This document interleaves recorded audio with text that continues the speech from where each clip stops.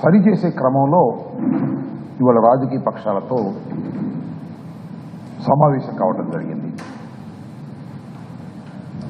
దీనిలో చిత్రమైన విషయం ఏంటంటే,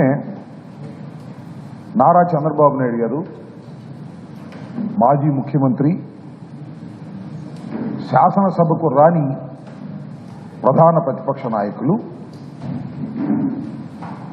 సెంట్రల్ ఎలక్షన్ కమిషన్ దగ్గరికి వెళ్ళి కొన్ని విషయాలు రిప్రజెంట్ చేసి బయటకు వచ్చిన తర్వాత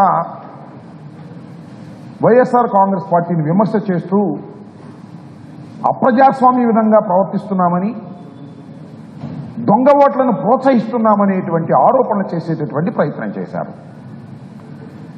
చాలా చిత్రమైన విషయం ఏంటంటే, ఆయనతో పాటుగా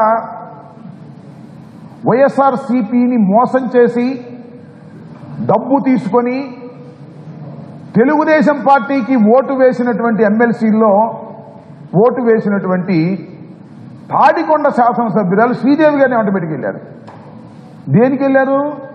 దొంగ ఓట్ల మీద ఫిర్యాదు చేయడానికి దొంగ ఓటర్ని ఎమ్మడి పెట్టుకుని వెళ్ళినటువంటి సందర్భం.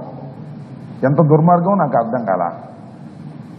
వైఎస్ఆర్సీపీలో ఫ్యాను గుర్తు మీద గెలిచి మొన్న జరిగినటువంటి శాసనమండలి ఎన్నికల్లో తెలుగుదేశానికి అమ్ముడుపోయి చంద్రబాబు గారు చెప్పినట్టుగా ఓటు వేసినటువంటి శ్రీదేవి గారిని వెంట పెట్టుకుని వెళ్ళి మా మీద కంప్లైంట్ చేసే ప్రయత్నం చేస్తున్నారు.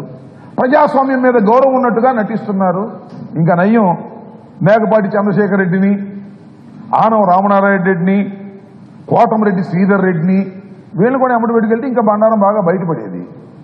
నేను ఒకటి చెప్తున్నా ఈ సందర్భంగా, అసలు ఈ దేశంలో ప్రజాస్వామ్యం మీద నమ్మకం లేనటువంటి రాజకీయవేత్త ఎవరైనా ఉన్నారంటే 100కి 100 మార్కులు వేసేటటువంటి వ్యక్తి నారా చంద్రబాబు నాయుడు గారు.